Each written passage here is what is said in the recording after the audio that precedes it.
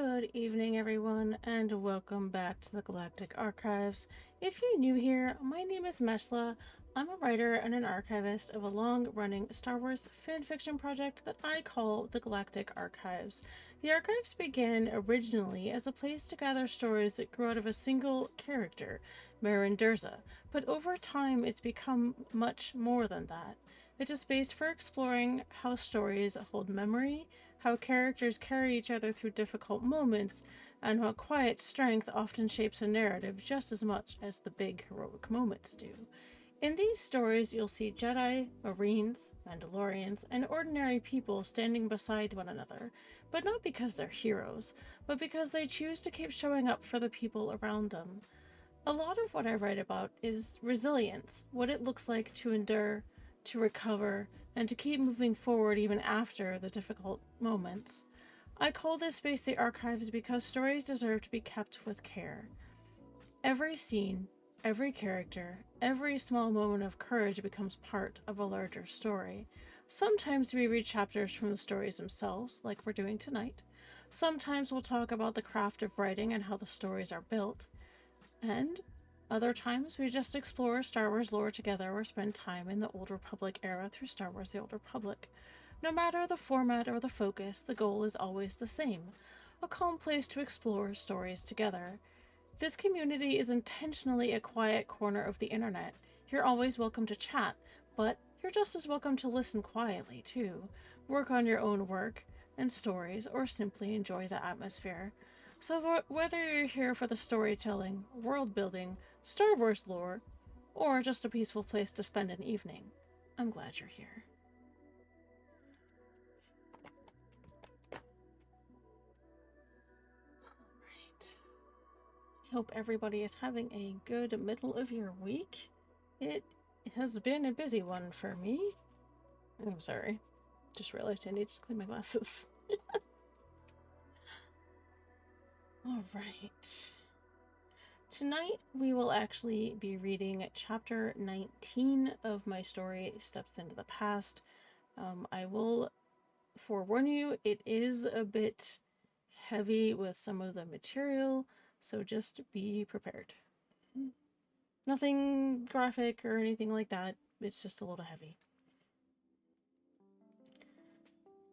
Alright.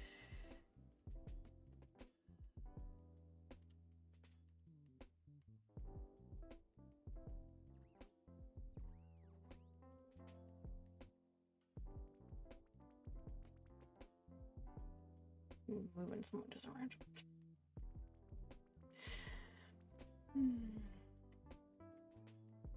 I don't know about you guys, but I am definitely looking forward to Friday. It has been a busy week, and it's only Wednesday. But I am glad to be back to streaming, and hopefully my sound alerts and such are working this evening. I think I got them sorted out, so hopefully they are functional as they should be. So please feel free to play with them if you so desire. That's what they're there for.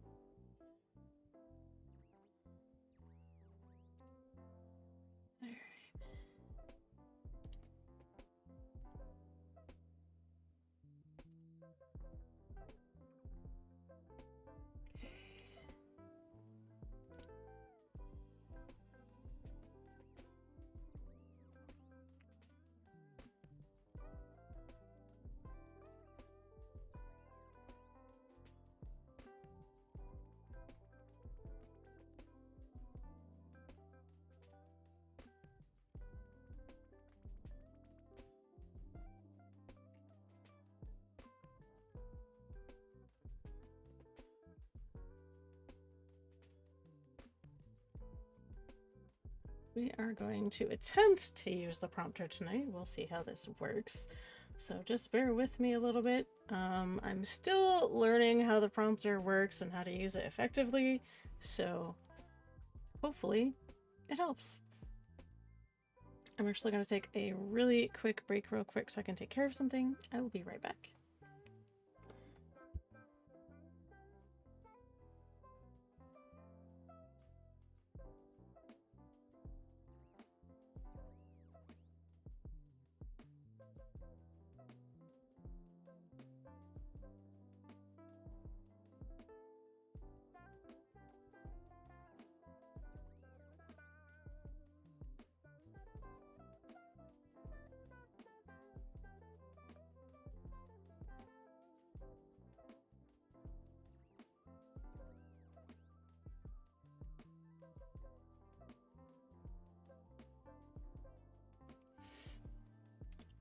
Alright, and we are back, my friends.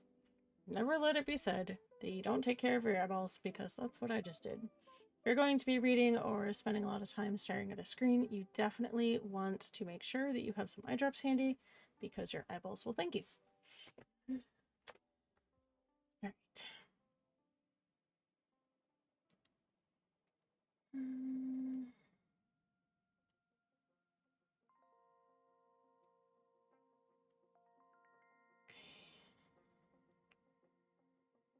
Trying to figure out, there we go.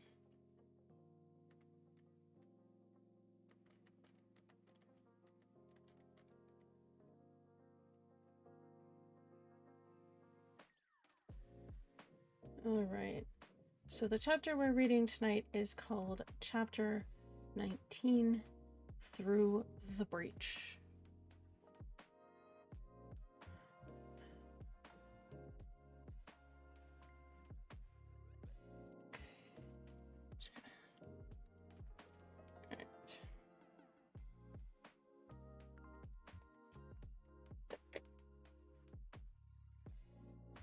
The edge of silence. Druckenwell, industrial expanse, approach to the marine encampment.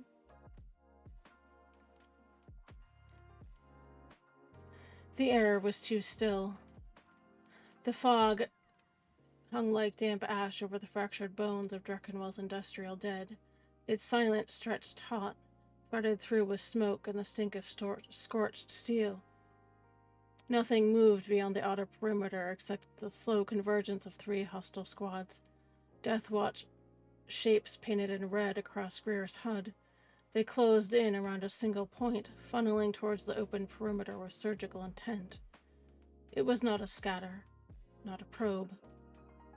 It was a draw. Greer crouched behind a fractured Duracrete wall, his gray eyes narrowed beneath the blacked-out visor of his helmet. He felt the pattern before the system confirmed it. This wasn't opportunistic. It wasn't reactive. It was by design. A step behind him, IT hissed something sharp and low over the local channel, a clipped curse in Attashir, but Greer didn't respond. His attention had already shifted, not to the red, to the green, flickering, distorted, and breaking along the edges where the telemetry had failed.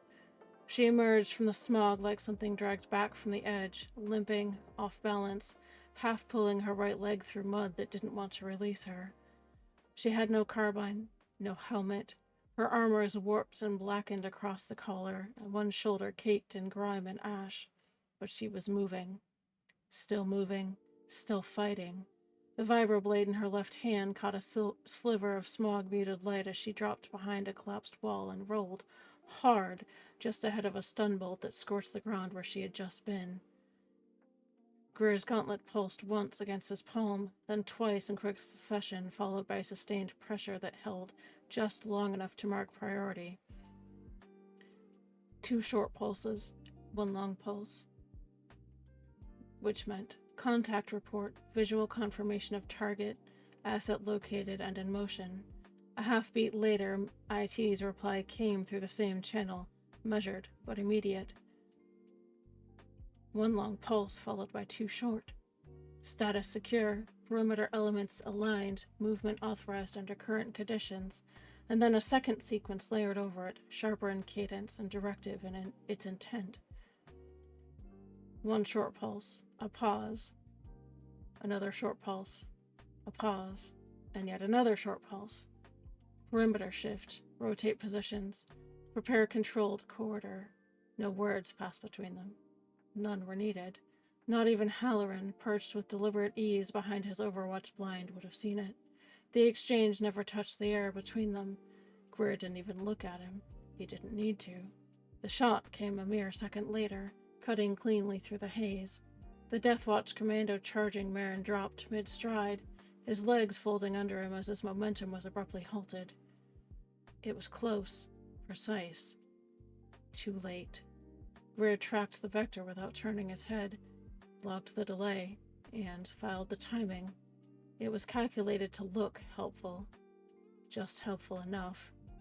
To his right, Harris moved slowly, his posture deliberately loose as he advanced through the churned dirt. His rifle stayed low. His hands remained visible. The index and middle fingers of his non-dominant hand lowered to hip level. The two fingers extended briefly, and then the ring finger curled inward as the hand settled against his thigh. Flanking, shifting position along lateral approach to receive asset. Beck mirrored on the opposite side, his motion nearly indistinguishable from a balance correction. His dominant hand brushed once along his belt, and then angled outward in a shallow arc before returning to neutral. Cover flow, aligning with adjacent unit, mirroring the flank, ready to receive. They weren't closing the perimeter, they were opening it. The Death Watch squad didn't see it. Their attention stayed forward, fixed on the target they believed was collapsing. But Greer saw it, in the way she moved. Yes, she was off balance. But breaking? Never. She dropped under a grappling line and slashed at it and released before stumbling. A second line fired, braided cortosis cable snapping tight around her ankles. Her vibroblade struck once, twice, and still it held. And then the third shot cracked across the field. The cable severed cleanly where she'd struck it. That was IT. It was efficient, but definitely not standard. She didn't even look for the source. But she didn't hesitate either. She just rolled clear, her breathing ragged as she dragged herself behind a cluster of fallen crates. Greer sent another haptic pulse, fast and controlled, layered beneath the noise of the fight. One short pulse, a pause, followed by two more short pulses. Maintain watch. Hold position and maintain observation and readiness. And then, without breaking cadence, he added a second directive. One short pulse, a long pulse, followed by another short pulse. Silent assist, which meant assist the asset without alerting the hostile forces. He shifted his weight behind the rubble, braced his rifle, and his breathing became steady despite the pattern around him. 1, 2. He tracked her movement the way he'd been trained to read terrain. Ethan's structure was in the way she angled her path. Jerry's refusal was in the way she kept going when her body had already begun to fail. Instinct carried her, but instinct wasn't going to be enough. A Death Watch operative broke from the western flank, his blade raised. Beck stepped out just far enough to drop the second coming in from the east. His shot was clean, efficient, and he was already resetting. Harris closed the distance at an angle, his posture still deliberately non-threatening. His non-dominant hand settled low beside his thigh, his fingers tightening into a partial fist with his thumb angled downward. Anchor hold, ready to stabilize. Hold position for asset transfer. They weren't extracting her. They were walking her home. Each step she took, each stagger, each drop to one knee, and each breath that sounded like it might be her last, drew her closer to the line they'd already set. Back towards the circle, towards control, and towards them. Halloran didn't move. He just watched. Still just present enough to felt like he belonged. Greer didn't acknowledge him. Not outwardly, at any rate. But his gloves had to transmit her pulse once more. Low priority, contained and routed only to command.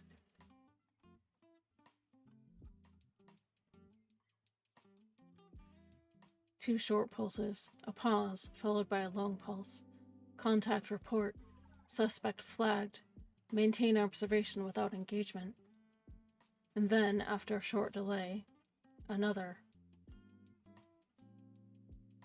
One long pulse, a pause, followed by two long pulses. Target isolation. Isolate the subject and observe without interference. They needed proof. And proof required patience. Vec reached her first. One arm slid under hers, lifting just enough to shift her weight without breaking her momentum. His rifle never left the ready position. Harris circled, widening his stance, the barrel of his carbine still low but aligned. Marin didn't speak. She couldn't, but her left hand moved, slow and trembling, precise despite the damage. Her fingers made a tight motion at chest height, her index and middle extending before closing sharply. Internal threat. Internal compromise suspected. Whoops. Sorry. Internal compromise suspected within operational perimeter. Harris answered immediately. His palm lowered slightly toward her position and then shifted outward in a shallow arc as he adjusted his stance. Arc guard. Expand protective perimeter. Shield asset from internal and external threat. The circle began to close. Death Watch pulled back into the fog, their advance broken and their pattern disrupted. The encampment held. Greer moved last and made a final sweep of the rear, a final check of spacing, posture, and angles. Then he keyed the haptic channel to IT, direct and contained. 2 short pulses. One long pulse. A pause, followed by another long pulse. Leak confirmed. Suspected compromise. Initiate calm discipline and prepare escalation. Followed quickly by 1 long pulse and two short pulses, meaning status secure, asset recovered within controlled perimeter. And finally, 1 short pulse, a pause, and 2 short pulses. Maintain watch. Hold positions and continue observation under heightened conditions. The veil held, but only just. Alright, I'm gonna get some water, my friends.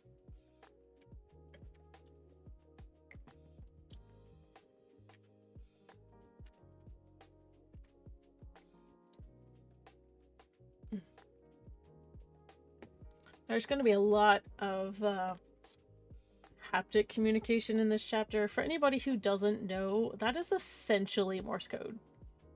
So, that's a bit of trivia for you. So, I will be trying to read those out so you guys can understand what they are and what they mean. There's also some manual veil code as well, which is essentially combat sign language, I guess, for lack of a better term. So I will try to read those out as well.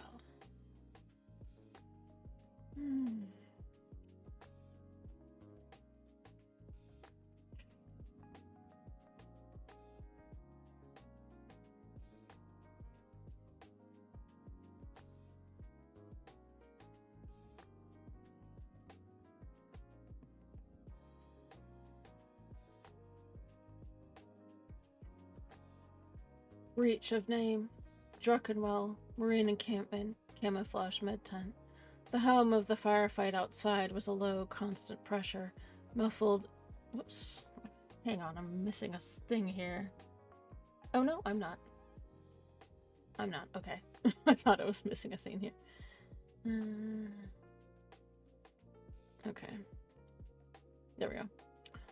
The hum of the firefight outside was a low, constant pressure, muffled through the thick camouflage canvas of the med-tent, but never far enough away to be forgotten. It threaded through the still air between the cots, laced with antiseptic and scorched Duracell, and clinging to fabric and breath alike. As soon as Marin crossed the threshold, Harris was there. Firm, steady, and controlled. There was no force behind it, just enough contact at her elbow to guide, to anchor, and to keep her moving in a straight line when her balance began to slip. Vec held the rear, his rifle angled outward, and his posture relaxed enough to pass for routine movement. Marin stumbled once. The world tilted. Harris adjusted without breaking his stride. His free hand dropped low along his thigh, his index finger extending as his hand settled in a brief, controlled motion, as he pivoted his shoulder to block the line of sight from the perimeter. Shadow align. Remain within cover, tighten movement profile, and reduce visibility. And then a second motion was layered beneath it, shorter and sharper. 2 fingers on his free hand pressed briefly against his hip and then flattened as he turned his palm inward. Close cover. Maintain tight escort. No separation from guide. She didn't answer. Well, she didn't really need to. Her movement followed the directions he set. The tent flap parted under his grip. Inside, the dim light felt like stepping out of a storm and into something quieter, but no less tense. Marin's knees nearly buckled as Mirandy moved in, catching her and guiding her to the nearest cot. The fabric dipped under her weight. Corporal Morandi was already in motion, his kit open, his hands steady, and his posture set with the kind of authority that didn't require rank to enforce. One hand pressed lightly at her sternum as she tried to shift upright. "Don't worry yourself about it, Durza. You're in no shape to help, and you know it." The name landed. Wrong place. Wrong time. A single beat of silence followed. Morandi felt it the moment it left his lips. Outside, Harris and Vex shifted. Not enough to draw attention, but enough to change the geometry of the space around them. Harris's hand brushed once against the edge of the tent frame as he adjusted his stance, fingers tapping lightly against the canvas seam. He was adapting pulse code due to Marin's damaged gauntlet. 2 short taps, a pause, followed by a third short tap. Maintain watch, hold position, heightened awareness within immediate perimeter, and then, layered beneath it, this one redirected outward over the haptic comm channels. 1 long pulse, followed by 1 short pulse. Line shift, adjust positioning to obscure visibility in the protected space. Vec mirrored the intent without echoing the pattern. His glove haptics pulsed once, long and deliberate, and then settled. Status secure, position adjusted, coverage established. From the outside, it was nothing. A shift in weight, a change in stance. From inside the veil, it was a wall going up.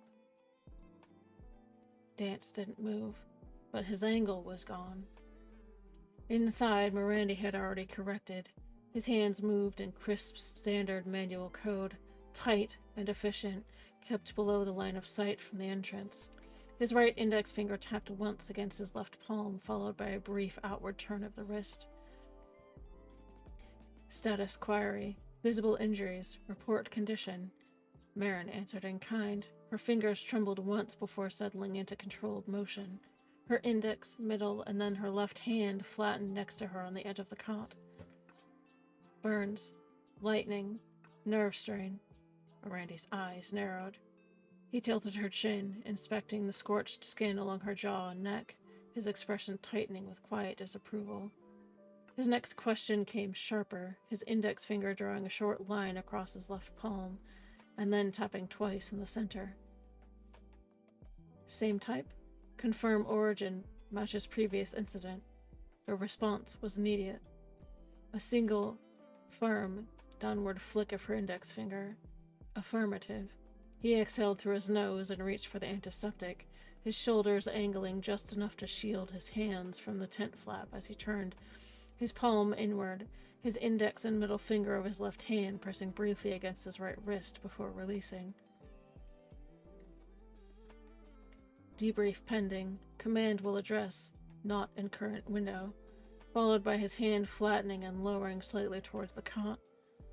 Hold position. Marin answered with a short nod, followed by tapping her index finger once against the cot frame. Acknowledged. The antiseptic bit hard, but she didn't flinch. Mirandi's eyes flicked once to her posture, the uneven weight, and her shallow breath. His hand shifted once more, his index and middle finger lifted slightly, angling towards her center line. Instability query. Cause of imbalance? Her hand hovered a fraction longer, this time before answering.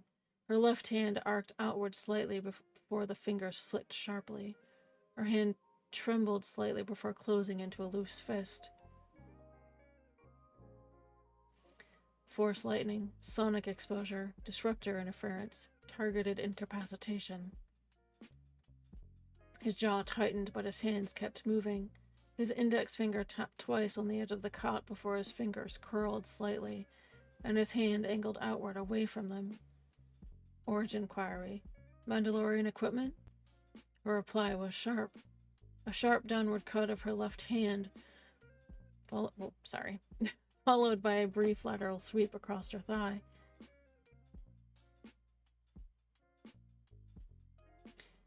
Yes, high power, lethal, low power disorientation, effective against force-sensitive targets. He filed it without comment, the stylus already moving across his datapad. He took her hands gently, turning the palm up and checking for swelling. She shook her head slightly and answered before he could ask, the fingers of her left hand curling inward before opening slightly. Superficial, cuts only. His gaze sharpened, his left index finger lifted, held for a moment before pressing against his right palm. Clarify. She didn't look at him as she answered this time. Her hand lifted towards her face where it closed into a fist. Force user. Attempted cranial crush while helmet was engaged. The silence stretched. Outside, the distant thud of detonations rolled through the canvas around them. Oop, turn an ad. I'll be right back.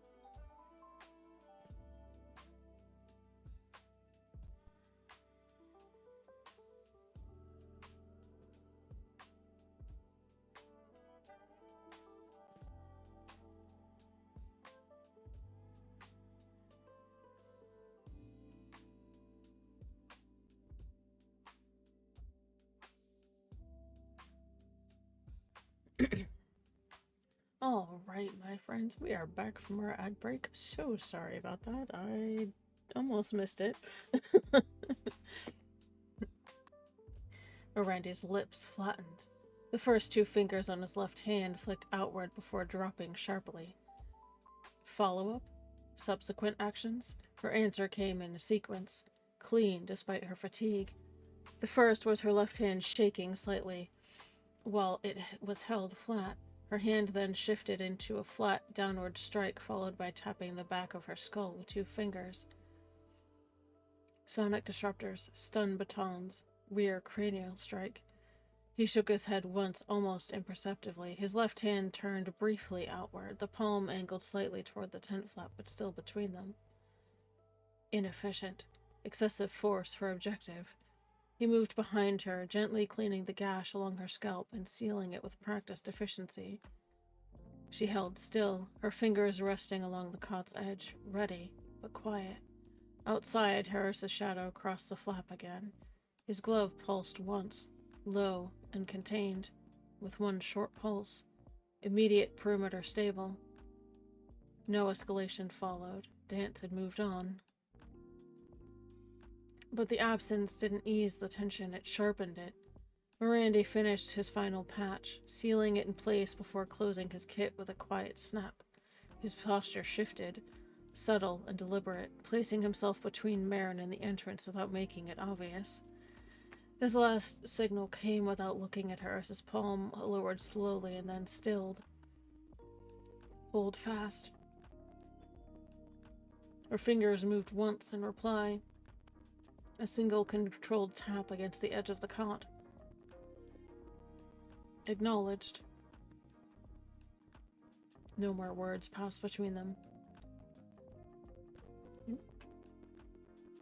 Give me 1 second. There we go. Okay. Hey Taba, welcome in. Happy Wednesday. I hope you're well today.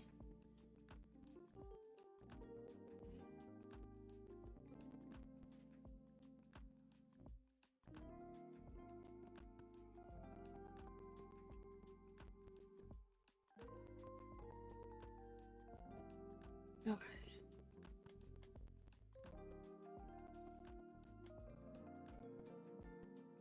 Shadows break cover.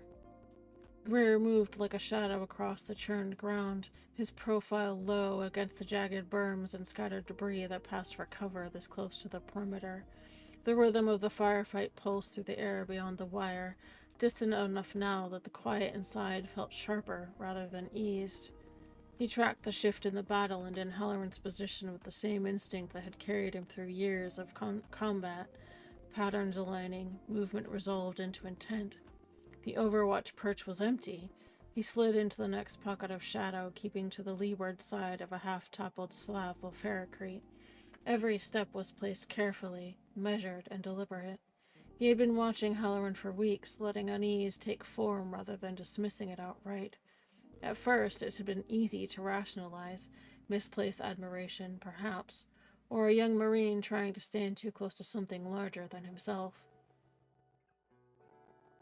But the pattern had held. Where Marin moved, Deathwatch soon followed. Where training shifted, pressure appeared. And Halloran was always there.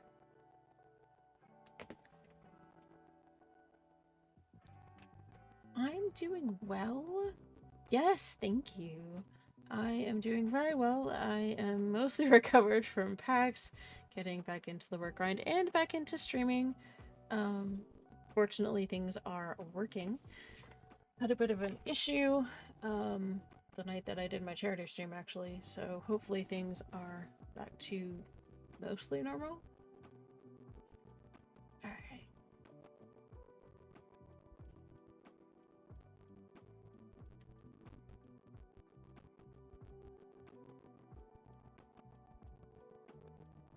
Oh, it was amazing! I had a lot of fun. This year was the first year that I actually got to be there for the whole convention, so it was really nice. Got to be there all 4 days. Got to hang out with my brother, or my sister and brother-in-law. Went to a couple, handful of cool panels, hung out with some friends. Yeah, it was really fun. I want to go back. Oh, man. It's really good stuff. I have some pictures that I posted in my Discord if you want to take a look when you get a chance. And at some point, I will show everything that I brought back with me from PAX. So, it was fun. Definitely worth going for the whole weekend. There was a lot of things that I would have missed if I hadn't done that, so I was really glad that I got to do that.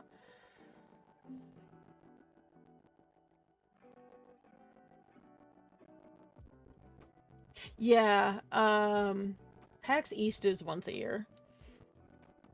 It's usually in the spring, end of it, and it varies. It's usually end of March, sometime between the end of March and like mid-May.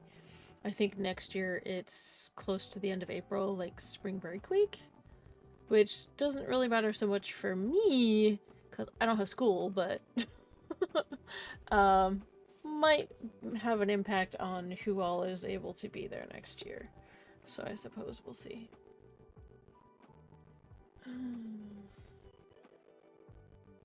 You know, but I mean, it's a good thing in my case that it's only once a year because it was a lot of money to, I think a badge for all 4 days was, I think, 250. So yeah, that's a big expenditure for me all at once. So I'm kind of glad that it's not more than once a year in that respect. It was fun. Lots of fun. A flicker of motion cut through the smoke haze ahead of him.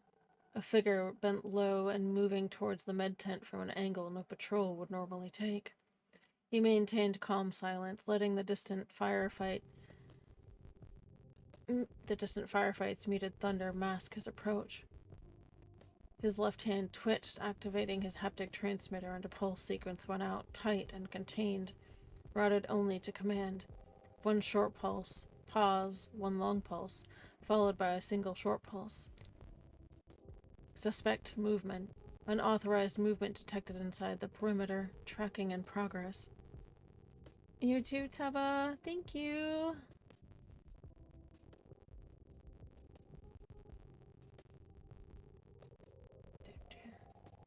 A second sequence followed, sharper and more directive in nature. One long pulse followed by a short pulse, a pause, and then another short pulse. Silent shadow. Maintain silence. Do not compromise surveillance. The acknowledgement came back a fraction of a second later, IT's signature embedded in the cadence. Two short pulses followed by a long pulse vibrated through the haptic receiver embedded in his gloves. Acknowledged. Command aware. Proceed under veil conditions. Greer didn't break his stride. Ahead, Halloran moved with purpose. This was not a patrol route, and it was not Overwatch positioning either. It reeked of intent. The younger Marine dropped into a low stance, rifle rising, scope aligning with a precision that spoke of preparation rather than mere reaction. The angle was a clean line through the rear wall of the med tent, straight toward where Marin would be. Greer closed the distance in a single decisive surge of energy. Inside the tent, Marin's head snapped up before the shot came. The warning didn't come through sound, but through something deeper, an instinct sharpened by pain and pressure. She seized Mirandy's wrist and pulled him down with her, flattening herself against the cot. Confusion flashed across his face and then vanished beneath his training. He pivoted, turning his body to cover hers and shielding her without hesitation. The blaster cracked. The rear canvas snapped inward, the bolt tearing through fabric and air before striking home at the base of Mirandy's skull. His breath left him in a single sharp exhale. His body collapsed forward, pinning her to the cot. She shoved once against his shoulder, but there was no give. The dead weight held her in place, trapping her, but also keeping her below the next shot. A second bolt burned through the canvas over her head, close enough to scorch the air above her. And then, silence. Outside, Greer hit Halloran like a breaking wave. His tackle drove the younger Marine into the dirt, the impact knocking the rifle from his grip. It skittered across the rubble as Halloran twisted, reaching for his vibroblade instead. Greer met the motion head-on, his helmet slamming forward into Halloran's visor with enough force to stagger him. A punch followed, clean and decisive. Halloran fought back, harder than expected, bucking under Greer's weight and trying to roll free. Greer adjusted, locking his ankles beneath Halloran's knees and trapping Halloran's lower body. His hand drove into the pressure point at the inside of Halloran's elbow. The blade fell from Halloran's fingers and Greer punched him in the jaw. This halted his resistance, and Halloran collapsed abruptly into the dirt. Taking a deep breath, Greer rolled him over and secured the stun cuffs in one fluid motion, locking them down before the younger Marine could regain full awareness. The urge to end it there had pressed hard against his discipline, but the training held. There would be answers to pull from him yet. His left hand twitched as Greer activated the haptic transmitter built into his gloves. The message was short and routed to the command net. 2 short pulses followed by a pause and then a single short pulse. Contact report. Suspect secured. Immediate assistance required. He followed that with a second code. 1 long pulse and 1 short pulse. Custody hold. Maintain restraint and prepare for transfer. Chammer's response came through the channel a moment later, his voice low and controlled over the secured command net. On it, Sarge. Kiera just dropped reinforcements, sending 2 your way. The haptic confirmation followed immediately, carrying IT's clearance, 2 long pulses and then a short pulse. Escort confirmed. Transfer authorized. Veil clearance active. Greer held position until the approaching Marines ghosted into view, their silhouettes resolving through the haze. Only then did he step away, releasing custody without comment. He then turned and moved. The berm at the med tent rose ahead of him, and he vaulted it in a single motion, his carbine already ready, body aligned for entry. The distance closed quickly beneath his boots. The tent flap yielded under his palm. As he stepped inside, night vision washed the interior in pale green. His sweep was immediate, controlled, and practiced. Corners first, angles next, and then the center. The cot slowly came into focus. Marin lay beneath the slack weight of Mirandy's body, her eyes open and fixed on him, blue and unblinking through the wash of green. The medic's form was still in a way that spoke of finality rather than simply injury. The scent hit him a second later, even through his helmet's filters. Burned fabric, antiseptic, and beneath it the unmistakable metallic trace of blood. Greer stepped fully inside, his posture shifting as the environment changed. His rifle lowered slightly, not out of readiness, but out of necessity. This was no longer a field of movement. It was a contained space, a controlled space. And she was alive. His hand moved, not to activate his haptic transmitter, but to his side. The gesture was small, almost indistinguishable from a shift in stance as he angled himself between her and the torn portion of the rear canvas. 2 fingers rose briefly to his visor and then angled down toward Marin before settling back to his side. Eyes on, visual confirmation. Focus maintained on her condition. A second motion followed. Quieter still. His hand passed once across his chest, his palm turning inward as it lowered. Silence maintained. No verbal exchange. Maintain veil discipline. And then, after the briefest pause, his hand settled near his thigh, his fingers tightening once before stilling. Hold fast. Remain where you are and do not attempt to move. There was no haptic, no sound, nothing that would carry beyond the space between them. Only presence. Control. The veil held, but it was stretched thin enough now that even silence felt like it might break.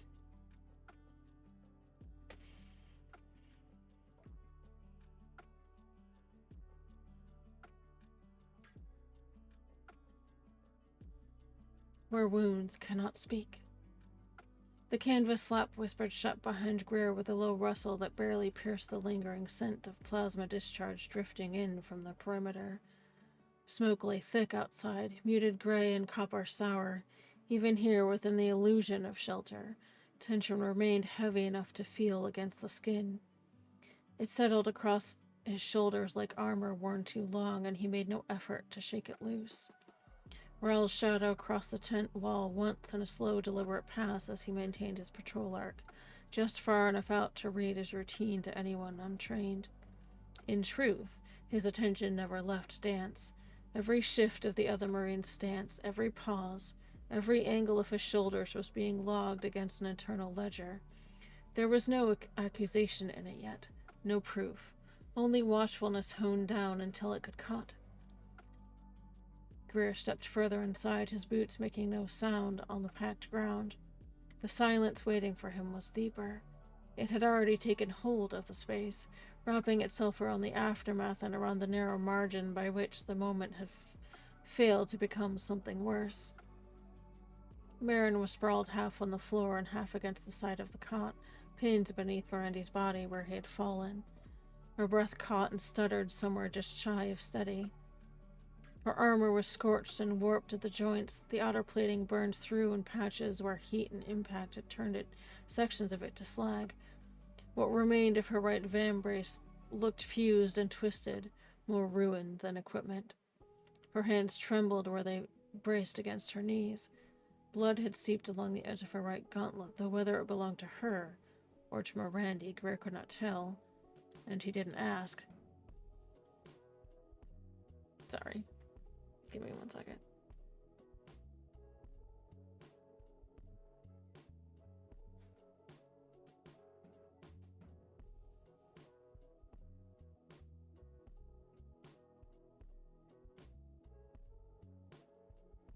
Give me 1 second.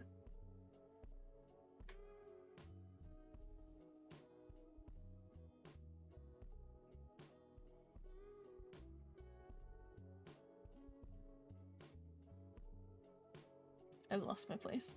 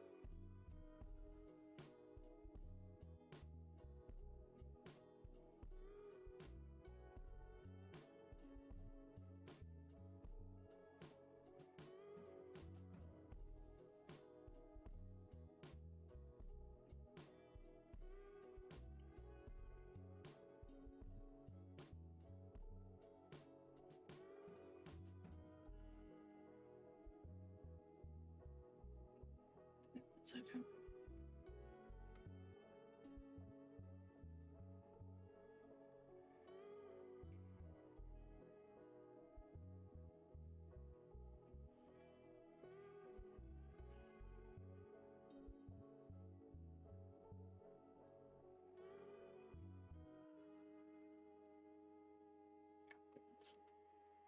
I lost my place for a second. Oh my goodness.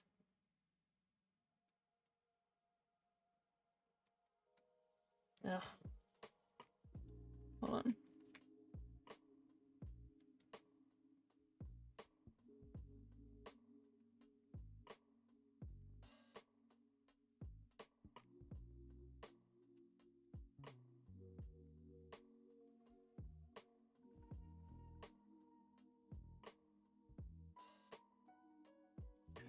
Greer stepped farther inside, his boots making no sound on the packed ground. There we go. Oh, hold on.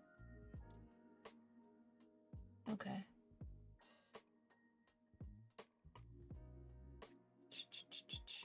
There we go. Miranda was still. He had folded over her at the last moment and stayed there, his body becoming a final shield between her and the shot intended to finish the work. It had been a clean, intentional angle. Greer knew the shape of a sniper's decision too well to mistake it. The bolt through Miranda's neck had not been a warning. It had been execution. Sorry. Oh my goodness. Totally losing my place. One sec.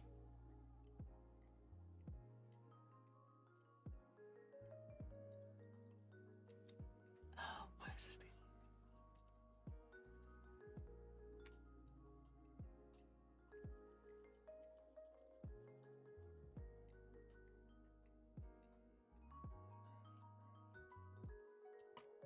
One moment. Completely lost my place.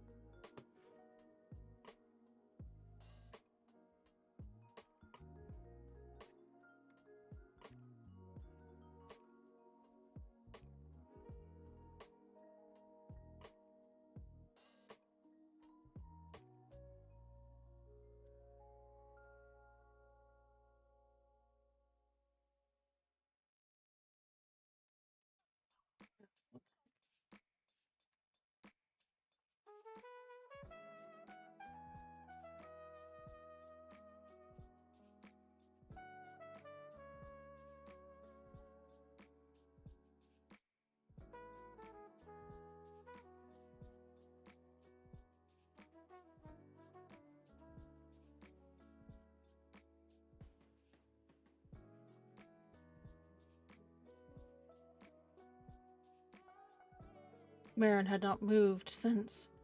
Greer knelt beside her. Knelt beside the fallen corporal and set one hand carefully against Miranda's shoulder and the other along his upper back. Blood had already soaked through the medkit beneath him, spreading to the ground cloth in a dark, dense stain. I don't know why. Sorry, this is like not it's being a pain. Okay, we have an ad starting in about 4 minutes. Okay.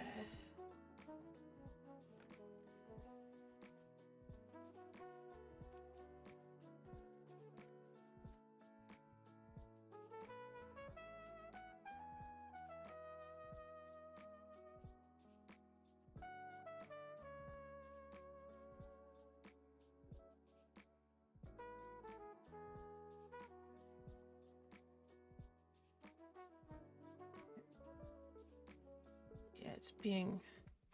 Give me 1 second while I try to fix this. Okay.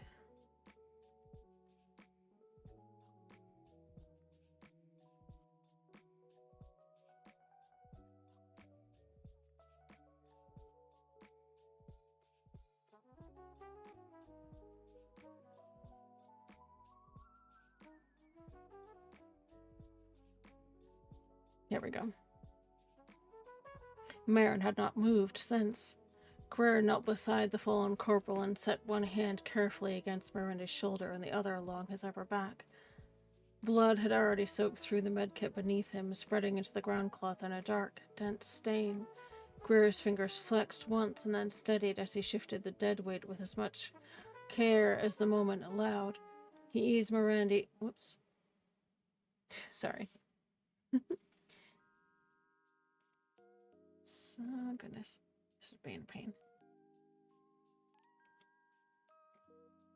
Okay.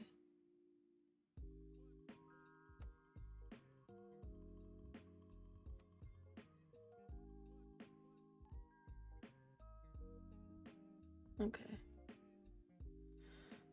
He eased Mirandy off of her rather than dragging him, lowering him to the side with the controlled strength of a man who had moved the fallen before and hated that the task came so easily to his body now. The moment she was free, Marin pulled herself backward with more instinct than strength. Her spine struck the curve of the center pole, and she curled inward, one arm wrapping across her abdomen as if she might brace against the pain that was no longer purely physical. Her breathing came too quickly. Her lips moved once, but nothing emerged. She didn't try to speak again. Give me 1 second.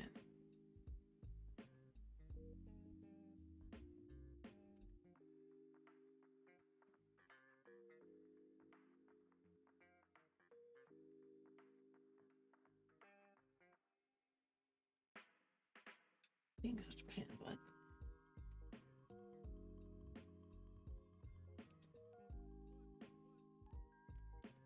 And this is why I said that the prompter may work.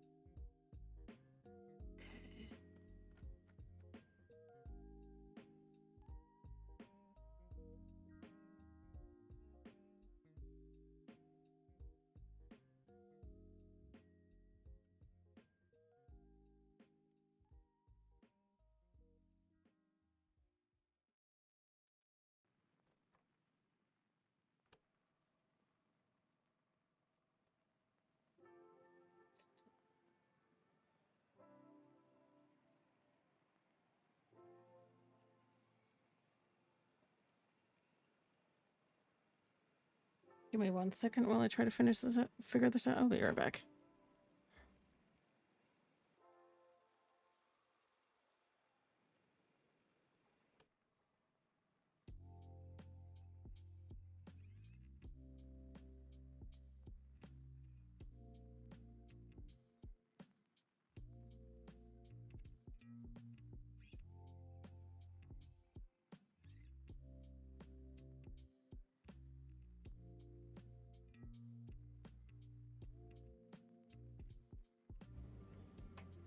So sorry about that. I'm still learning how this works. Instead, her hand rose. The motion was slow and unsteady from blood loss, sonic disruption, and whatever compound had been forced into her system, but the sign itself remained exact despite the tremors. Her fingers shaped the message with enough precision that there could be no misunderstanding. 2 fingers extended and shifted downward before she tapped them once against her sternum and then settled to her lap. Confirmed. Medic down. I am stable. The lie in that final phrase was betrayed by the way she swallowed after it and by the strain visible along her throat. But the signal itself was one that Greer had drilled into her during those first joint patrols on Tanagas after Jerry's death, when silence had mattered as much as breathing and discipline had been the only thing keeping grief from taking the shape of recklessness. She was using it now, not because she believed herself unbroken, but because protocol still mattered to her, even here. Greer let out a slow breath through his nose in silent acknowledgement, and then his head tilted just slightly, like a man adjusting his... Of course we're in an ad break. I'll be right back.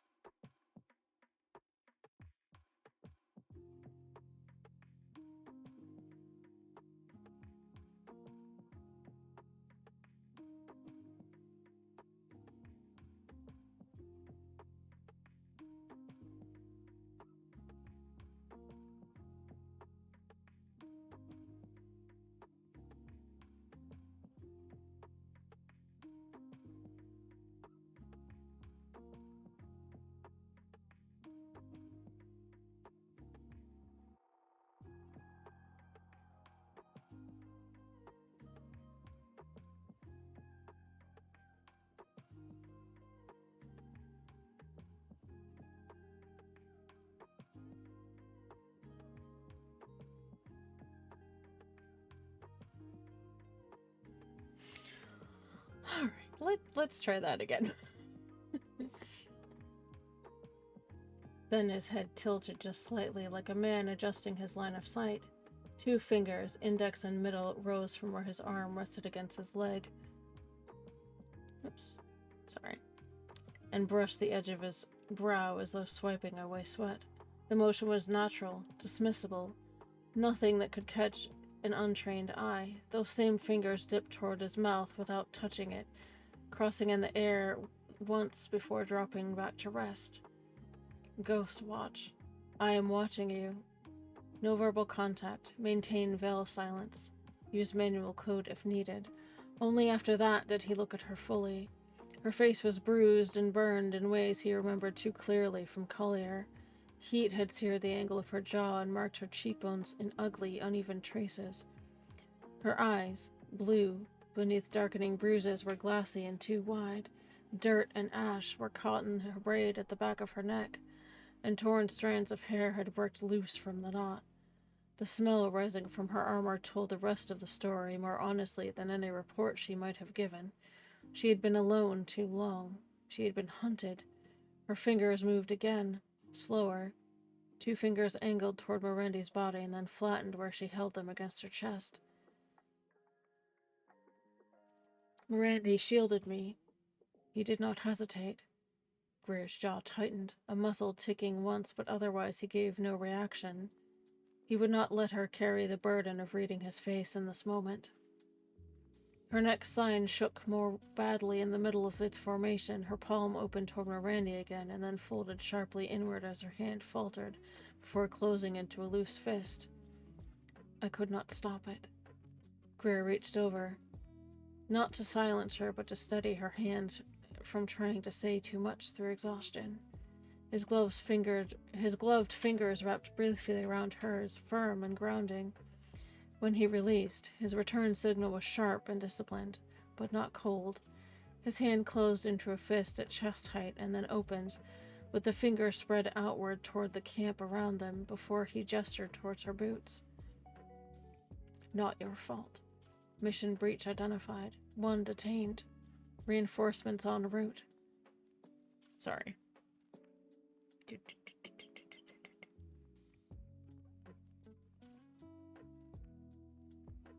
Sorry. You were not alone. He saw her breath hitch in her chest. Relief and grief crossed her face so quickly they were almost the same thing. Her next question came in a motion that was jerky with strain. Her left hand turned palm up before 2 fingers shifted to indicate the camp before touching her chest. Was it one of ours? Greer did not answer immediately. Instead, his glove shifted to his thigh and he sent a short, contained haptic transmission down the line, reserved for veil-cleared command. The sequence was precise, encoded only for IT. 2 short pulses and 1 long pulse. Contact report. Confirmation request. Command verification needed. The answer returned within moments, followed by a second, tighter confirmation. 2 long pulses and 1 short pulse. Escort confirmed. 2 additional Marines inbound. Veil clearance verified by command. Only then did Greer turn his attention back to her and shake his head once. His closed fist hovered near his chest before the finger slowly relaxed. Not yours. Not anymore. Her hand stilled. Outside, Harris's silhouette crossed the tent flap, and moments later Vec joined him. They flanked the entrance like a barrier set across a window, each man covering a different angle, their comms reduced to tight beam and discipline. No one would approach the tent without clearance. No one would enter it without meeting resistance from within. Inside, Greer stayed crouched. He let his weight settle onto the balls of his feet, his carbine resting beside him within easy reach, but his focus remained fixed on Marin. He saw the effort that it took her to stay upright. He noted the exhaustion lining her face. He noted, too, what she had not done. She had not once reached for her saber. That told him as much as anything else might have. Her fingers lifted again, slower than before.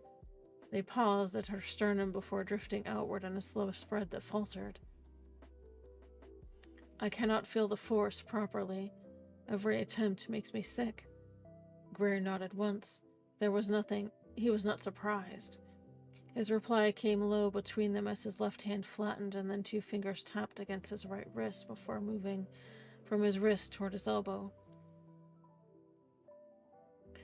Compound interference, guild type.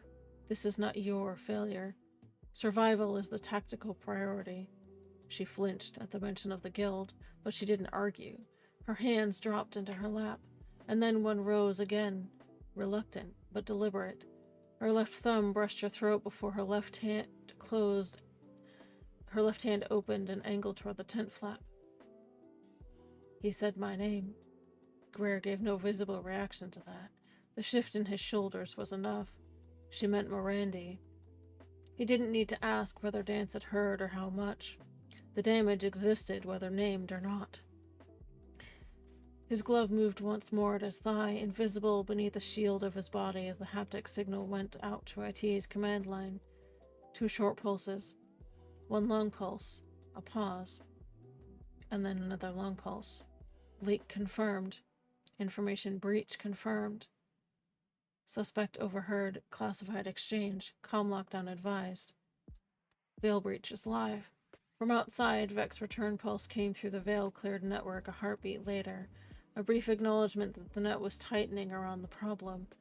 1 long pulse followed by 2 short pulses. Status secure.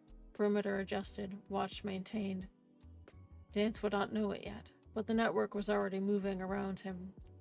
Inside, Marin pressed her knuckles to her mouth and breathed through the tension racking her body. Greer tried to give her space. He didn't offer softness because softness was not what would steady her. What he gave her was presence. The kind that meant she was not holding this trench by herself, no matter how badly the galaxy was trying to convince her otherwise. Her fingers moved again, so faintly at first that the gesture nearly dissolved into tremors before she forced them steady. 2 fingers on her left hand angled toward Morandi's body before she drew them in and held them over her sternum. He saved me. Morandi saved me. Greer inclined his head once. The truth of it settled between them. And then he rose. At the entrance to the tent, his hand formed 1 quick signal to Vec. Compact, yet exact. His right hand rested at his hip, with the palm facing outward. It then shifted toward the tent flap before closing into a fist at chest level. Hold perimeter. Clearance level Omega. No admittance. Marin's breathing was still uneven, the kind that came from locking down too much too quickly. She shifted until 1 shoulder pressed against the tent pole as if anchoring herself. After a moment, Greer lowered himself back into a crouch in front of her, his carbine kept in the crook of 1 arm where it remained ready without turning into a threat. His hands moved again, low and disciplined.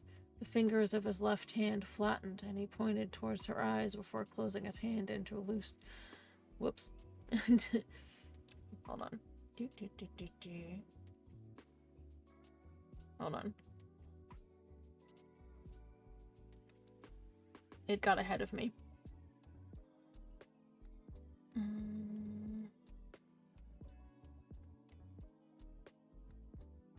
Okay.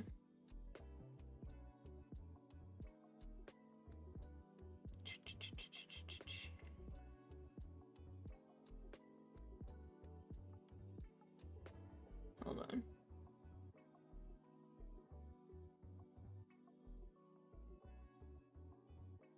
Okay.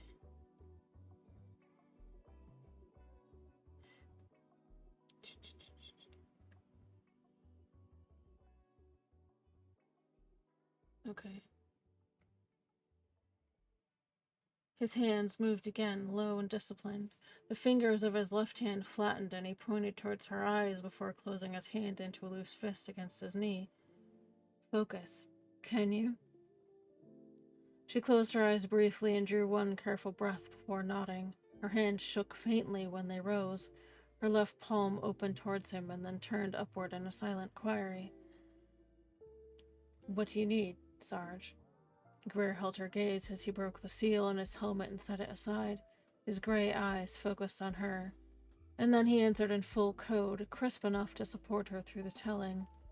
His right hand swept once toward the factory before touching his left palm 3 times with 2 fingers. He then opened his hand toward the camp's perimeter. That factory was covered with Deathwatch after you entered. We tried to reach you. They drove us off. What happened? She finished the thought for him before he had to say the last part. Both hands rose slightly, her left tracing a tight line inward while her right closed over it. They were expecting us. The code turned clipped there, sharper with anger and memory. She continued without dropping. Her left index finger touched her chest and then arced outward toward the unseen figure before dropping sharply downward and then back towards her chest, after tracing the Deathwatch emblem in her palm. The Sith inside knew me. Most of the Deathwatch did as well. She wanted information. I refused.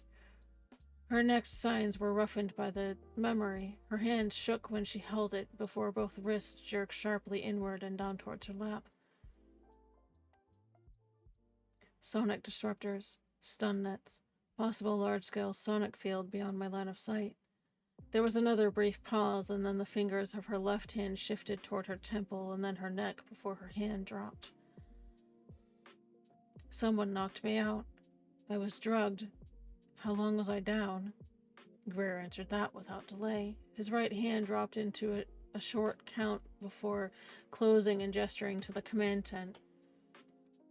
Almost a day. The captain was close to authorizing air support. Hey. Hello to Sniper. Welcome in.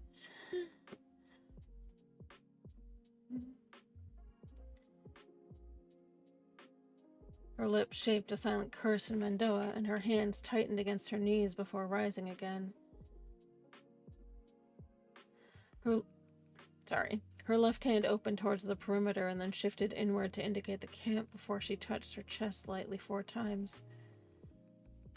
I awoke roughly 4 hours ago. I found that I was dumped outside the factory. I think they intended to kill me and then change their mind. His return was firm and restrained. He nodded before gesturing outward to the factory and then briefly touching the ground between them. They did intend to kill you. They knew you were coming. I believe they tracked you back here. Her head lifted sharply, her eyes narrowing.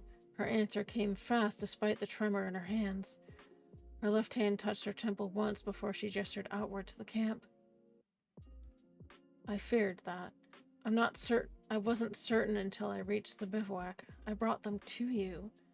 And then she slowed her pace deliberately as she followed the thought to the end. She frowned, her left hand approximating a ship before she closed it into a loose fist that she angled toward the perimeter, tapping the end of the cot twice with her knuckles. They tracked Trisunia for years, but the ship's not here. Collier. They knew I was there. And they knew here. Greer's reply sharpened with restrained anger. 2 fingers on his left hand tapped firmly into his right palm before he gestured to Halloran's overwatch position at the rear of the camp. His left hand then closed into a fist. I suspected as much. I've been watching him. At first I thought it was misplaced admiration after the depot incident, but wherever we move, Deathwatch follows. Here, too, they knew. He leaned closer, keeping the motions tight to the ground. His left hand angled once more toward the Overwatch perch and made a small circling motion before he tapped once against his right wrist. Halloran has had increased Overwatch rotations. That gives him comm access if he's running encrypted gear. No proof yet. Her mouth formed a silent Mandoa curse, and she jerked her chin in a demand for the rest. Greer told her. His left hand cut downward and outward to indicate where she had gone down before his fingers traced the Deathwatch symbol in his palm. He then pointed sharply outward and then gestured to the med tent around them before closing his left hand into a fist. The first Deathwatch operative to fall near you was Halloran's doing. He was covering his tracks. Then he came straight for you inside the perimeter, using the firefight as cover. He tried to kill you, and he believes he succeeded. The flare of anger that crossed her face was halted before it could take control. One hand fell to the tags at her throat, her thumb running over the engraving as though she needed the grounded weight of them to keep herself steady. Her next question was small, her left hand opened slightly towards him and angled to indicate a question. "You're sure?" Greer answered with equal control.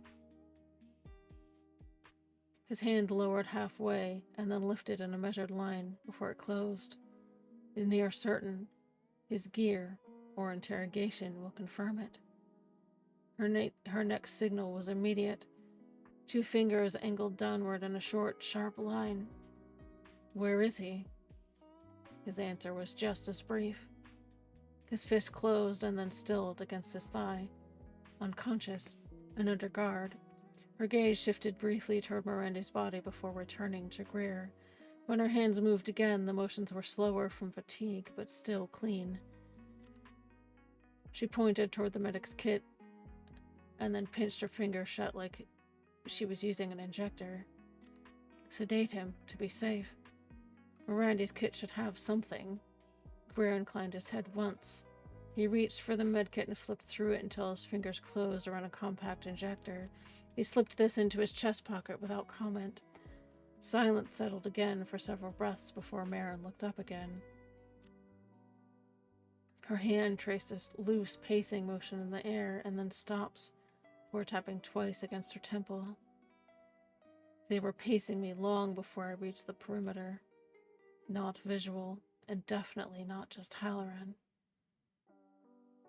Greer's response was low and shielded between them. He pointed downward to the gear, and then pinched his fingers inward as if indicating a fixed point attached to something. Possible second vector. A tracker? The thought landed between them with weight. Marin pressed the heel of her left hand to her temple and exhaled more carefully than she felt she needed to. The next signal came reluctantly. Her fingertips dragged lightly from temple to jaw before pausing over her stomach. "Dizzy. Nauseous. Medication will not help me focus."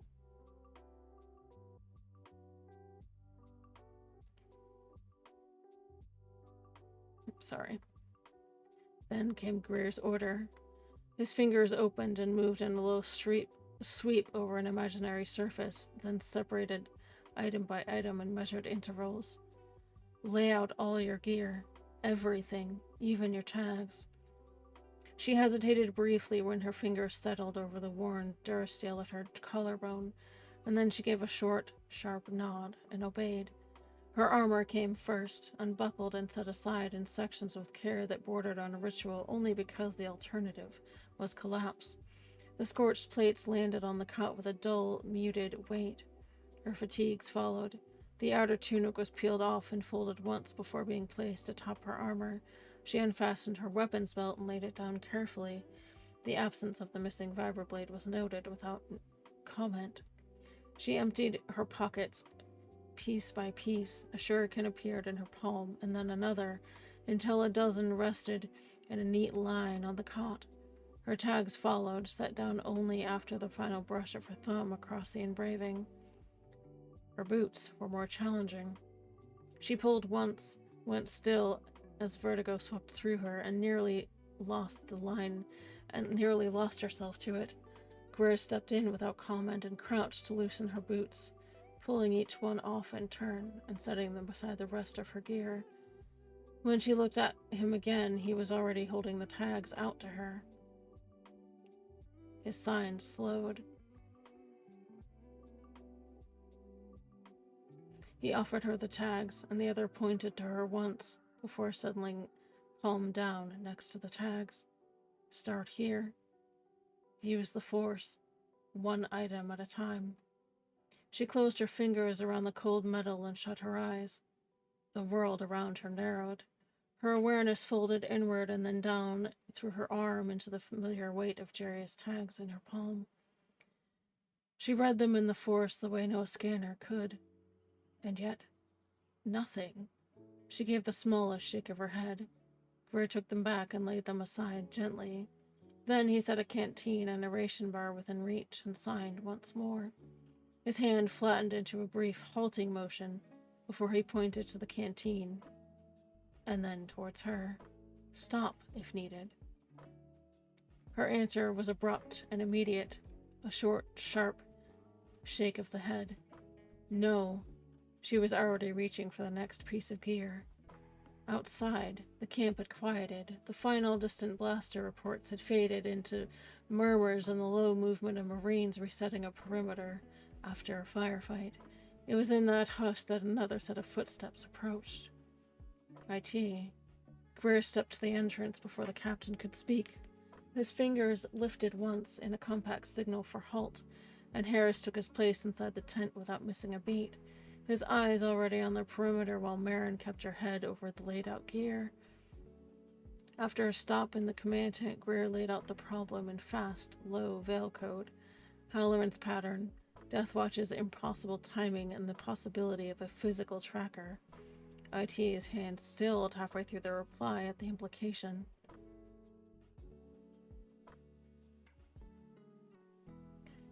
His hand paused above the wrist, and then he turned his palm inward, indicating a question. She is scanning with the Force? Greer answered with a tight nod and a short reply. His fingers tapped once against his wrist and then flattened and dipped to indicate instability before pointing back to the tent. Yes, still unsteady and nauseous from sonic exposure. She's keeping her mind working. IT's gaze followed his to the tent. The answer came back short. His hand closed once and then lowered in a decisive acknowledgement. Good call. His next summary followed in concise signal. Kira's detachment was mopping up the last opposition. There was no DSF confirmation from the factory. Greer's reply was just as curt, the sign for Halloran's secure under guard, cut sharp enough to leave no doubt. They broke apart without further signal. Greer moved towards where Halloran was being held, and IT angled back toward the med tent for a brief check of his own. Vex saluted crisply, his attention never leaving the shadows beyond the firelight. And inside, Marin continued working in silence. We have an ad starting in 4 minutes and 30 seconds, and I need some water. If you guys see me slouching, leaning forward, if you think I need to stretch or some water, please tell me. As I mentioned earlier, I am getting used to using the prompter a little bit more and fighting with it, apparently. So, yeah.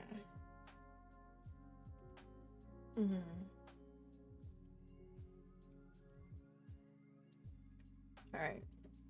Laid bare for the fire.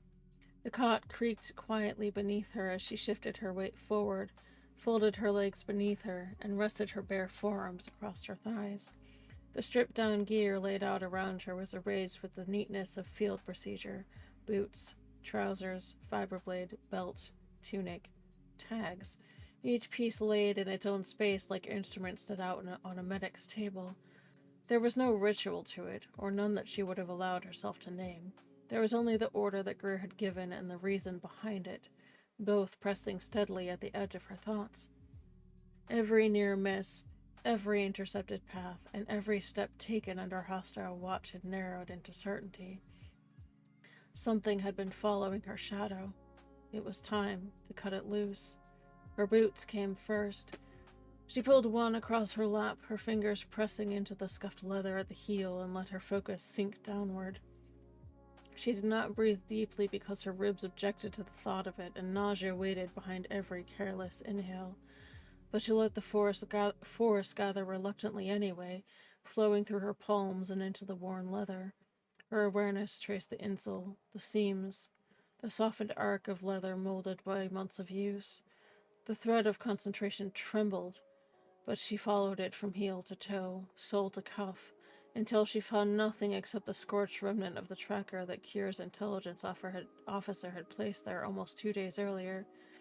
A melted cluster of polymer and circuitry fused in the heel. She left it alone. The second boot was clean as well. Her fingers shook more noticeably as she set it aside. Just beyond the tent, a shadow shifted. Beck adjusted his stance so that his body fell directly in line with the entrance, his right foot angled outward in a quiet intercept posture. Inside, Harris echoed the adjustment without flourish, his own position turning just enough to suggest readiness while remaining dismissible as casual movement. Neither of them spoke. Neither of them needed to.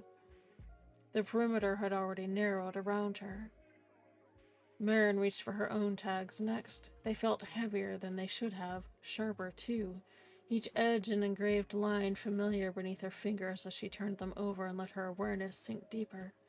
She traced each letter, each link, the clasp, and the tiny imperfections that marked them as hers. There was no foreign resonance there, no hidden signal or substance hiding within the metal. They were only what they had always been. She settled both chains back around her neck, feeling their weight drop against her collarbone. It helped. Not much, but enough to keep her anchored a little longer. Her hand found the ration bar Greer had left beside her on the cot. She bit into it without tasting it. The mouthful was dry on her tongue and went down like ash. The vibroblade came next. It was field issue, balanced for combat and utterly impersonal, not one of the personal blades she knew by touch alone. She turned it slowly in her fingers, letting the center of gravity settle into her palm before she reached again through the blunted tangle of her senses. The weapon was solid, from end to end, forged from a single piece of Katani steel. There was no inscription, no seams. There was no hollow place where something might have been hidden. Still, she checked it from grip to pommel and then laid it aside with care. Her hands were shaking harder now. I'm going to stop there because we have an ad starting right now.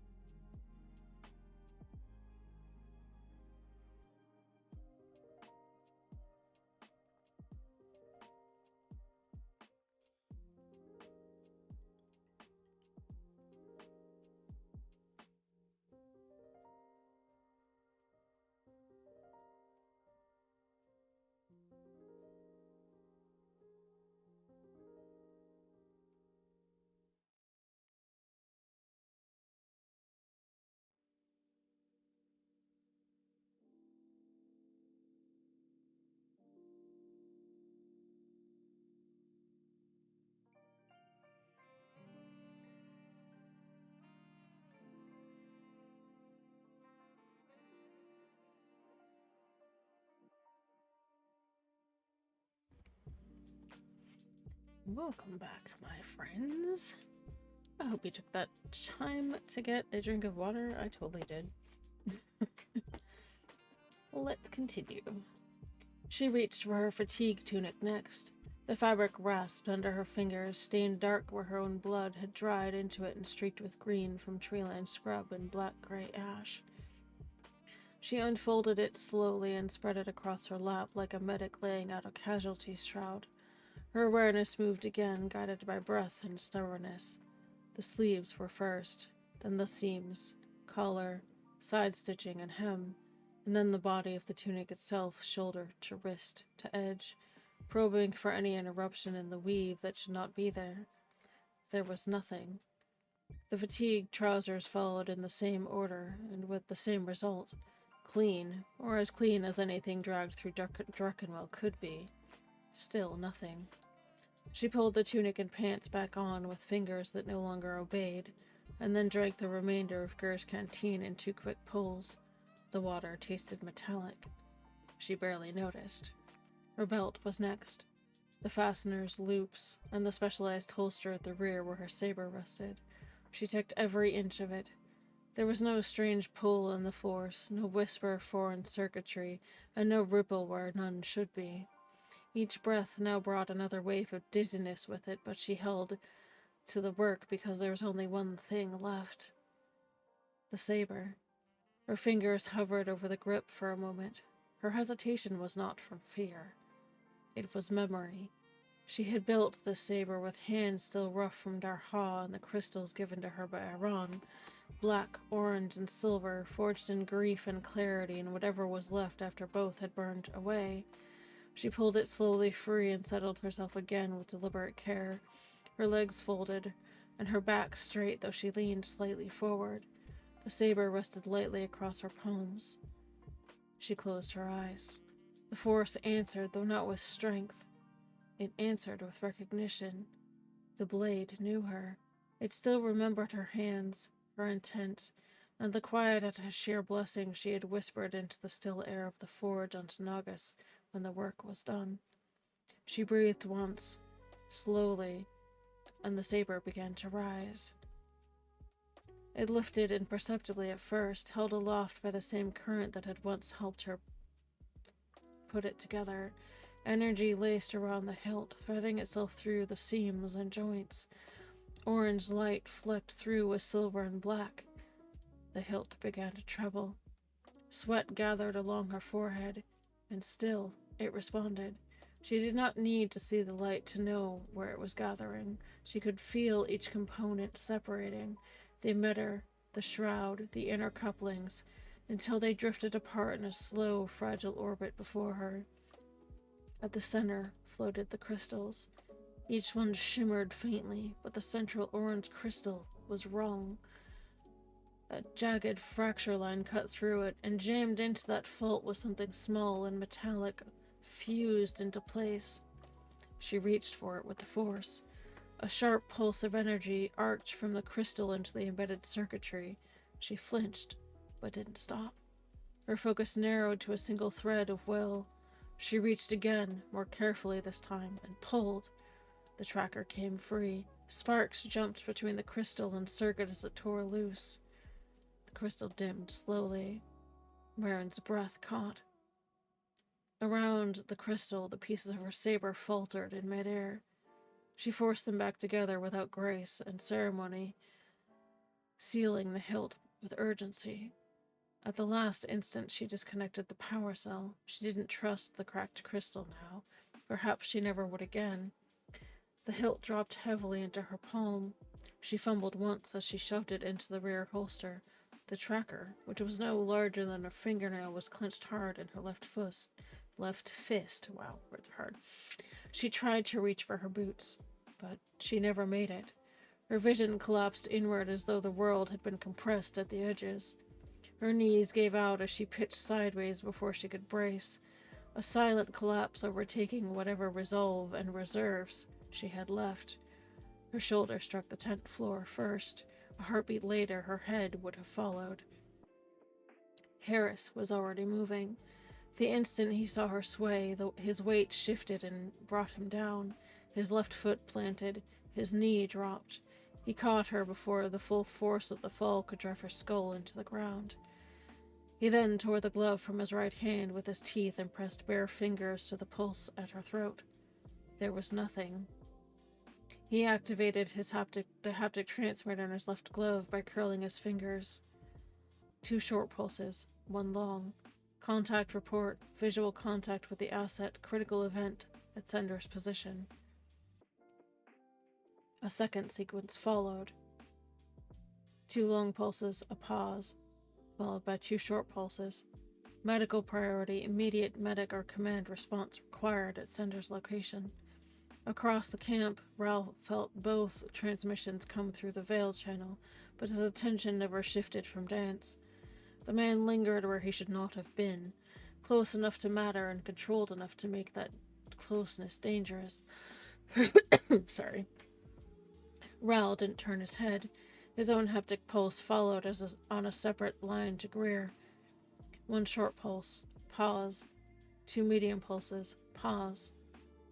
Followed by a short pulse. Eyes on. Surveillance active on suspected hostile. Observation maintained. Do not intervene unless ordered. By the time the final short pulse had faded, Greer was already inside the tent. His boots made almost no sound over the ground cloth. He read Harris's posture and felt the pulse codes against his own palm as he took in the scene in one sweep.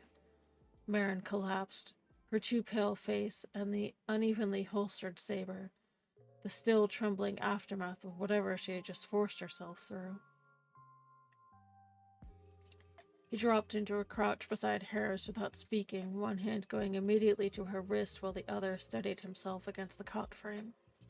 The pulse beneath his fingers was absent for one terrible second, and then returned so faintly it barely counted as touch at all. His gaze slid once to the saber. It sat wrong in the holster, assembled, but not clean. He drew it free with the same caution a sapper might use with a live charge. Turning it once in his gloved hand, he noted the minute separations in the outer shroud, where he could see the inner wiring through the casing. It should have been seamless. He said nothing, but he memorized it and moved on. Harris, who was still kneeling at Marin's side, answered Greer's unspoken demand for status with a manual veil rather than voice. He laid his left hand flat over the center of his chest and kept it there through 2 measured breaths before releasing it. Breath stable. Breathing has returned, pulse faint but present. At the entrance to the tent, Vec held fast, his non-dominant hand curled into a partial fist, his thumb angled subtly towards his thigh in a movement that would have looked like nothing more than a resetting of posture. Anchor hold. Maintain formation in current position until further signal. Harris shifted his own stance a fraction outward, flattening his dominant hand low at hip level, his elbow locked as he angled his body toward the tent entrance. Shadow block. No access granted. Maintain the perimeter and and deny visual line of sight. Dance did not advance, but he was still watching. Inside the tent, Greer turned his attention back to Marin's clenched fist. He worked slowly, easing one finger free and then the next until the object in her hand could be taken without tearing skin or forcing the hand open wider. The fragment of circuitry in her palm was tiny, scorched, and unmistakably artificial. He lifted it into the light from Randy's lantern and turned it once, enough to catch the glint of fused metal and the ugly sheen of something that had been forced where it should not have been. His gauntlet receiver pulsed again, this time on the command and evidence line shared with Harris and Atiye. 2 short pulses, 1 long pulse. 1 short pulse, and another long pulse. Evidence secure. Secure physical evidence under envelope chain of custody. Harris moved instantly. He drew a sealed containment pouch from the satchel at his hip and stepped forward to mask the transfer from anyone outside the tent. The pouch opened between his hands. Greer dropped the tracker inside, and Harris sealed it and passed it back to him without a word. Greer then took the pouch and secured it. The saber was left where it belonged, imperfectly aligned in the holster, because the evidence that mattered had already been extracted from it. IT entered the tent a moment later. He didn't need to announce himself. His mere presence changed the air the moment he crossed the threshold.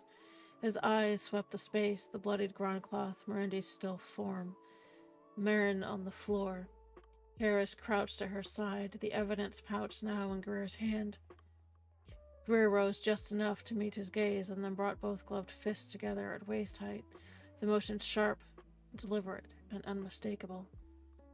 Double anchor. Confirm identity and acknowledge command authority. Command level operational authority. There's a little bit of a delay in the prompter, sorry.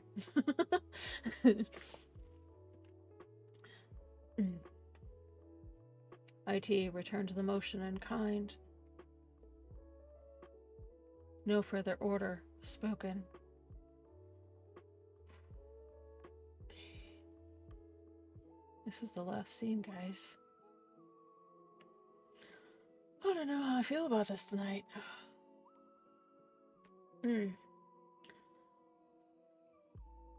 Emberlock Ascendant. Greer's glove twitched once, the movement so small it could have been mistaken for a settling of the wrist if anyone in the tent had not been trained to read the difference between habit and command. The haptic pulse went out along the band inside his gauntlet and passed clearly to IT. 2 long pulses, a pause, and a triple short pulse. Command override. Emberlock command authority invoked. Immediate execution of sealed orders authorized. A second pattern followed it immediately, harder in cadence and narrower in scope. A rapid triple pulse, followed by a long pulse. Oops, sorry. Oh, it cut off on me. Give me 1 second. Okay. Rapid triple pulse, long pulse, and rapid triple pulse. Lockdown initiate. Initiate full Emberlock lockdown, restrict movement, and secure sensitive asset immediately. IT's gaze snapped up and met Greer's across the short distance between them. His answering pulse came back through the haptic channel like a vibrating wire. 2 long pulses, a pause, and a triple short pulse. Command override acknowledged. Authorization received and accepted under command authority. That was all it took. The air inside the tent shifted. It did not become louder or colder, but it tightened, the way a space tightens the breath before a blast door seals. Outside, the camp still sounded like itself.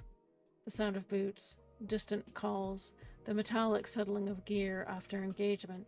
But inside the medical tent, the veil narrowed until it was no longer simply discipline. It was containment.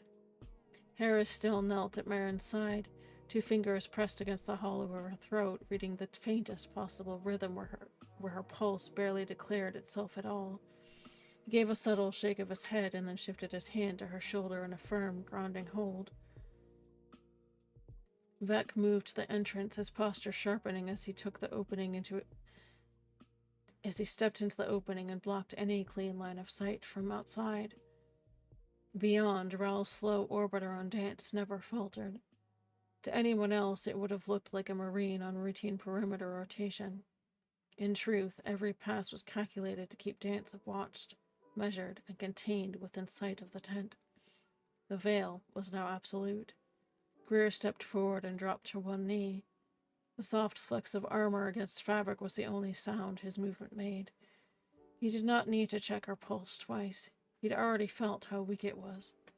That was enough. Emberlock was never mercy, and it was never panic. It was the burning of a severed thread before an enemy could follow it back to the source. His hands moved with practiced precision beneath her knees, while Harris shifted his own under her shoulders. Together they lifted, slow enough not to jar her, and controlled enough that no part of their motion was wasted. IT was already clearing the cot, moving the rest of her gear to a crate. Each item was catalogued by sight as he handled it. Boots, belt, tunic, her blade, and the tags were already noted. And her saber's compromised condition filed away without comment. Nothing of this was spoken aloud. Nothing was left unmarked in memory or in record. Greer sent another pulse to IT as they settled her onto the cot. One short pulse, a pause, short pulse, pause, and a final short pulse. Perimeter shift. Seal pattern begins. Witness and command presence required for full transfer. IT answered not with words, but with the smallest nod and a return pulse carried so briefly it might have been missed by anyone outside the chain. One long pulse. Two short pulses. Status secure. Command witness present. Perimeter elements holding. The Marines moved as they had moved before in the aftermath of battles too costly to narrate in real time.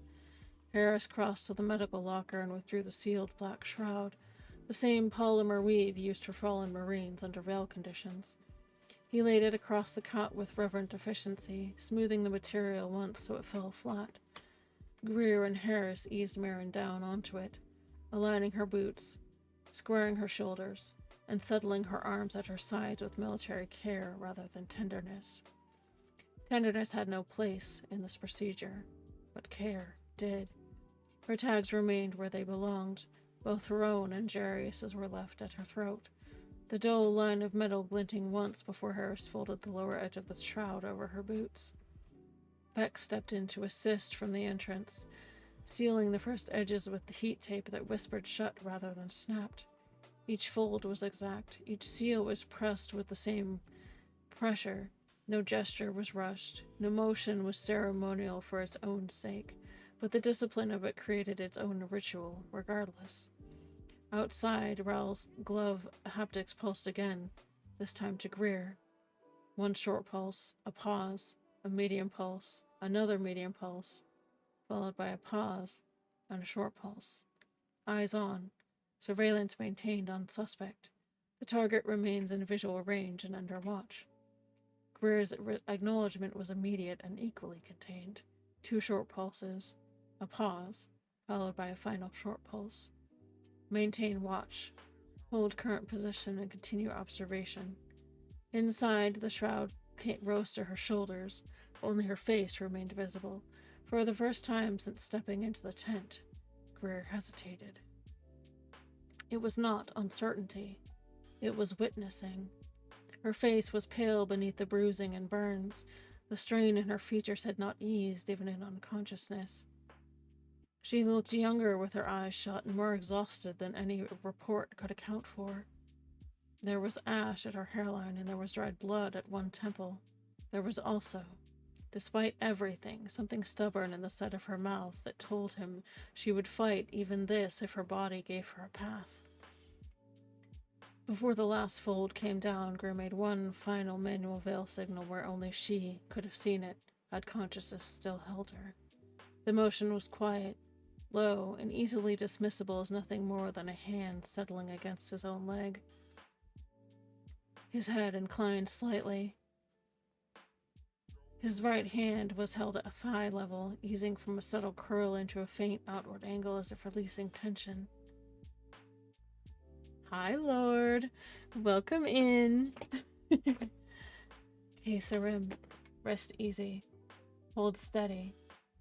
The order and reassurance are one. Only then did he lower the final section of the shroud. Harris sealed it without looking at him. The whisper of the heat tape closing carried a finality that neither man acknowledged aloud. Beck brought forward the hard case a moment later. It was matte black and unmarked, its contours built to conceal not only a body but the truth of a condition from anything short of a veil-tier access code. He set it beside the cot and stepped into position. Greer and Harris lifted Marin again and placed her into the interior cradle, aligning her form with its molded supports as precisely as they had aligned her on the cot. The seals around the case caught one by one. Greer's glove sent a coded pulse to IT. Two short pulses, a long pulse, another short pulse, and a long pulse. Evidence secure, complete. sensitive asset and associated conditions secured under Embolock chain. A second sequence followed immediately after. One long pulse, a pause, and another 2 long pulses. Target isolation, asset contained but for protected transfer, no external access permitted. ITA's reply came without delay. One long pulse, a short pulse, and another short pulse. Status secure. Transfer route clear inside current perimeter. And then, after the briefest pause, 2 long pulses, a pause, and a triple short pulse. Command override sustained. Escort to cure authorized immediately under sealed command. The final lock on the hard case engaged with a muted click. For a moment, the tent felt unnaturally still, as if the air itself recognized what had just been invoked. Greer let his hand rest against the outer shell for one measured breath, longer than procedure demanded. It was not hesitation. It was a witness capped. Vec moved to the head of the case, his eyes forward, and unreadable behind the discipline of his stance. Harris checked the approach lanes with one slow glance, and then took position at the rear. Outside, Rel's orbit carried him close enough to the flap of the tent that his silhouette brushed the tent wall before moving past again. His gaze slid once across the hard case and then farther out, to the figures beyond. Dance stood in the open, not close enough to intrude, but near enough that the dying light caught the narrow line of his expression. There was no joy in it, and no grief. It was the patient expression of calculation, the look of a man who believed the board had reset in his favor. Rel's gaze settled on him and stayed there. He did not send a signal that Dance could read. He did not need to. The stillness of his expression was enough to say what the code would have made explicit. He had been seen, and he had remained under watch. The escort began to move. Vec stepped out first into the falling dusk, his pace measured so the case never jarred. Harris followed at the rear, the two of them guiding the hard case with the slow, precise tread of Marines transporting a dead sister through hostile ground. We have an edit starting in just under 5 minutes. Oh, goodness. Oh. Oh. Sorry.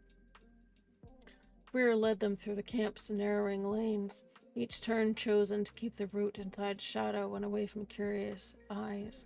As they moved, his gauntlet sent one last pulse to the outer perimeter elements holding the screen.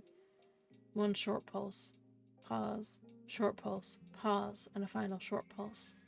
Perimeter shift, maintain escort corridor, keep the lanes clear according to pre-brief plan. Rel answered from his slow orbit near Dance. One long pulse and 2 short pulses. Status secure. Corridor remains intact. Suspect continues under observation. Behind him, IT remained at the tent long enough to oversee the final reset. His hand moved once in manual Velcro to the Veil Marines nearest the command line, the gesture compact as his hand rested briefly against his leg with his thumb and little finger forming a circle before closing into a fist. Blackout calm. Kill all non-essential communications. No uncontrolled discussion of the event or asset's condition. The order passed through the veil cleared net almost immediately. Voices died. Channels locked down. What had happened in that tent would now move only through authorized lines. Dance's gaze tracked the hard case until it vanished into deeper shadow near the perimeter. He didn't follow. That would have been too obvious, and he was not careless enough for that. Instead, he let the procession leave his sight and stood still, as if stillness alone might exempt him from suspicion. He turned away first, not because the game was over, but because he believed it had only now shifted into the phase that mattered. Greer did not look at him. He did not need to. The hard case remained steady between Vec and Harris, black and featureless and final enough to satisfy any watcher who wanted to believe in death. By nightfall, her trail would be ash to anyone looking from the outside, and ash, if handled correctly, told no stories.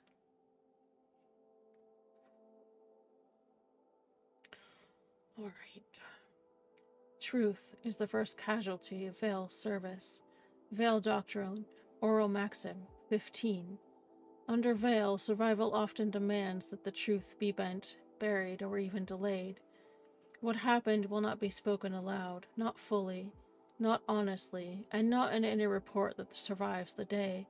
Names are corrected, timelines are softened, responsibility is redistributed. The reality of the breach lives only in those who were there, carried forward in silence because speaking it would cost more lives than it could ever save. And that, my friends, is chapter 19.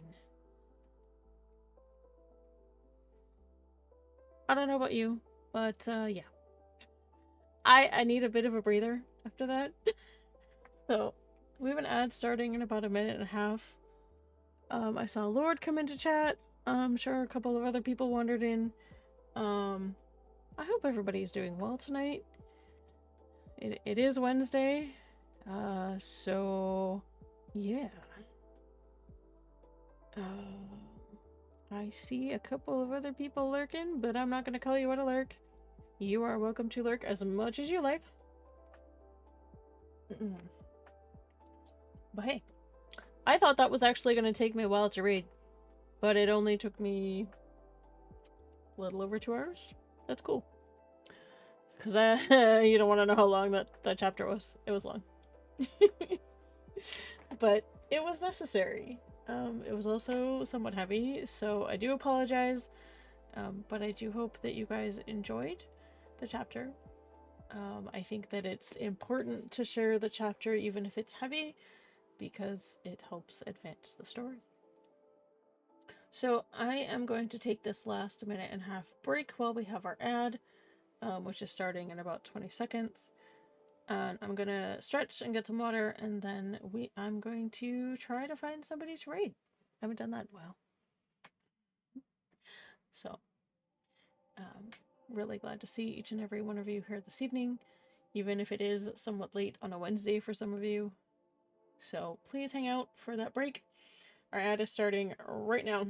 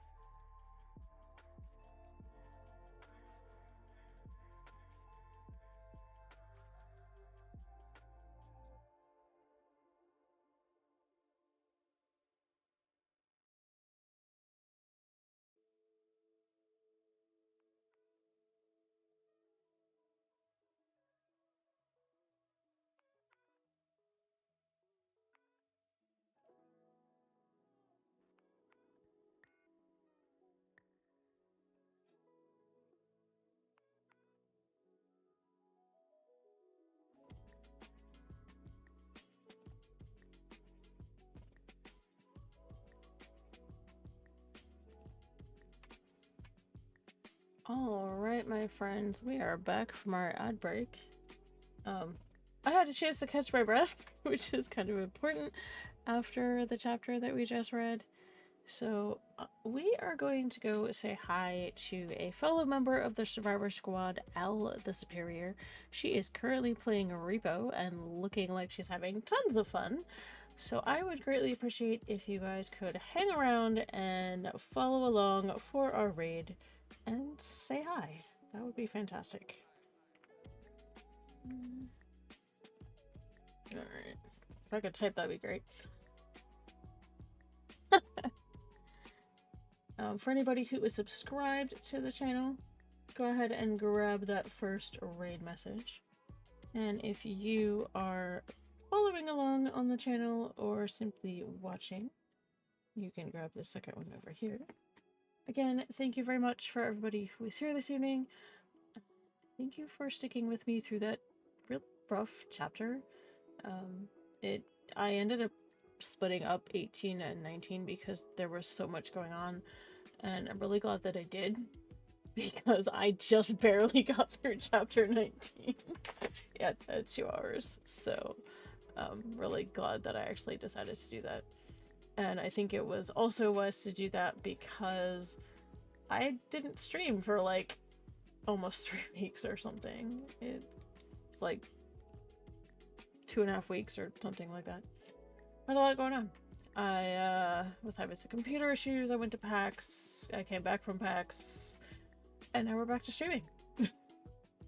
So I'm grateful to be back to my normal streaming routine and back to sharing the awesome stories with you guys. And I apologize for all of the weirdness with the prompter. Like I said, I'm still learning how it works, how to use it. And I'll get there. But it's a really nice piece of hardware, and the software is pretty cool too. I just have to figure out how to make it work for me. So thank you again for everybody who was here. My next stream is going to be, I think, next Wednesday. Let me double check real quick.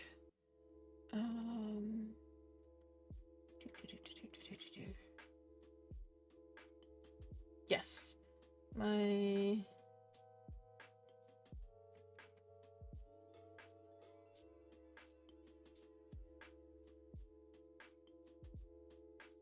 My next stream is going to be Wednesday, April 15th at 7 Eastern. We will be playing some SWTOR. I haven't decided what we're going to play, but we'll be playing some SWTOR. Probably some silly shenanigans, like we usually do. So feel free to come by and say hi if you like silliness. I am never serious, except for maybe when I'm reading, because that's usually kind of serious stuff. Otherwise, I like to have fun. And we do crazy, silly, and sometimes stupid things in SWTOR. So, would love to see you guys come by for that. And I hope to see you all next time. Hang on for that raid, my friends. Let me get this all sorted.